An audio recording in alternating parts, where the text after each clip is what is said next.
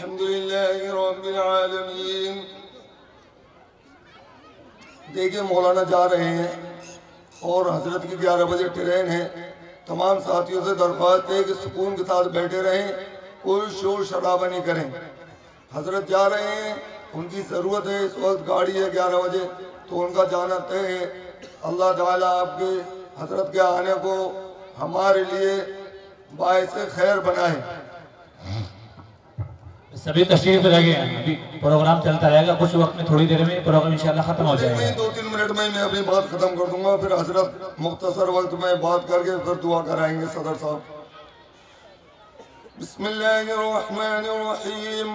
الحمد للہ نحمده ونستعینه ونستغفره ونؤمن به ونتوکل علیہ ونعوذ باللہ من شرور انفسنا ومن سیئات اعمالنا، من يهده الله فلا مضل له ومن يضلله فلا هادي له، ونشهد ان لا اله الا الله وحده لا شريك له، ونشهد ان محمدا عبده ورسوله صلى الله عليه وعلى آله واصحابه وبارك وسلم تسليما كثيرا كثيرا. اما بعد فاعوذ بالله من الشيطان الرجيم. بسم الله الرحمن الرحيم. يا أيها الناس قد جاءتكم موعظة من ربكم وشفاء لما في الصدور وهدى ورحمة للمؤمنين. قل بفضل الله وبرحمته فبذلك فليفرحوا هو خير مما يجمعون. صدق الله العظيم. قابل احترام صدر محترم، اسٹیج پر تشریف فرما علماء اکرام، دور دراز سے قریب سے آئے ہوئے مہمانان اکرام اور محترم ماں اور بہنیں اور عزیز طلبہ و طالبات، سب سے پہلے تو قابل مبارکبادی کے مستحق ہیں حضرت مولانا صدام صاحب اور ان کے مدرسے کا جو اسٹاف ہے، مدرسہ پڑھاتا ہے۔ اللہ تعالیٰ ان کو خوب ترقیات سے نوازے اور ان کی محنت کو اپنی بارگاہ میں قبول فرمائے۔ دوسرے قابل مبارکبادی کے مستحق ہیں وہ جن کے بچوں نے پروگرام پیش کیا ہے،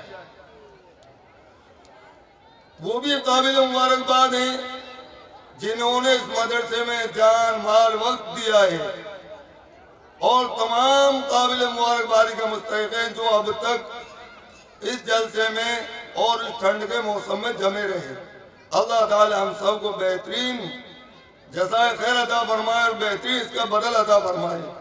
بات مختصر یہ کہنی ہے کہ آج الحمدللہ شاندار پروگرام ہوا۔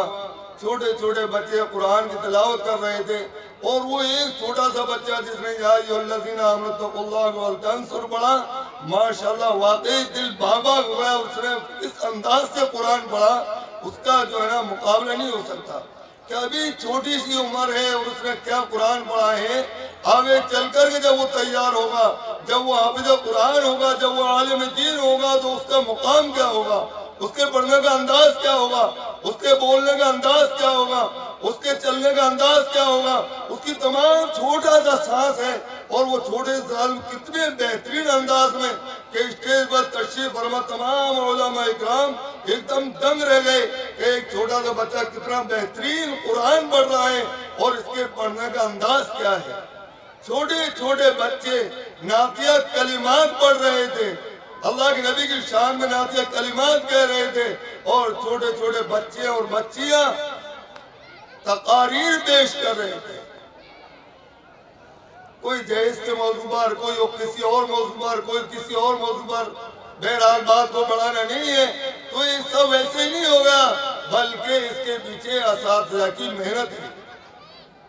اساتذہ نے ان کو محنت کی ہے، کئی بار اس چیز کو لکھ کر کے دیا جاتا ہے، اس کو رٹایا جاتا ہے، اس کو یاد کرایا جاتا ہے، یہ بات سمجھائی جاتی ہے کہاں بات کو اٹھانا ہے، کہاں بات کو گرانا ہے، کس انداز میں ہاتھ کو اٹھانا ہے، کس انداز میں ہاتھ کو گرانا ہے۔ یہ تمام چیزیں بچوں کو سکھائی جاتی ہے، تب کہیں جا کر کے ایک بچہ اسٹیج پر آ کر کے اپنا پروگرام پیش کرتا ہے۔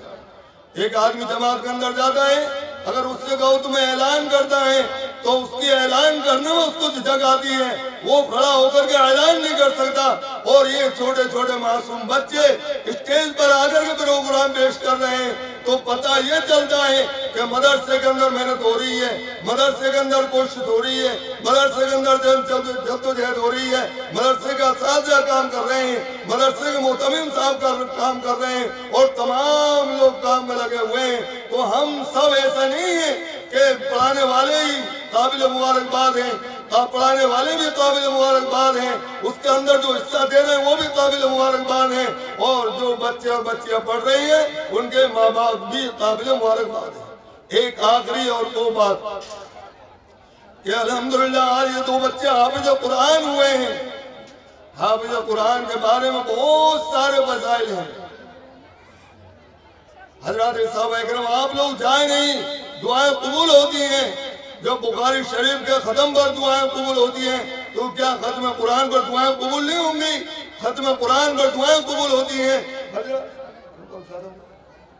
ایک منٹ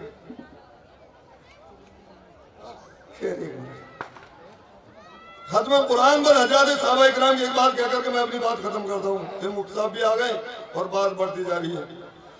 تو حضرات صحابہ اکرام کی یہ صفات تھی کہ جب گھروں میں قرآن پڑھتے تھے اور جب قرآن پورا ہوتا تھا تو حضرات صحابہ اکرام آپس میں دعوت کیا کرتے تھے اور دعائیں کرتے تھے، اس لیے کہ ختم قرآن پر دعائیں قبول ہوتی ہیں۔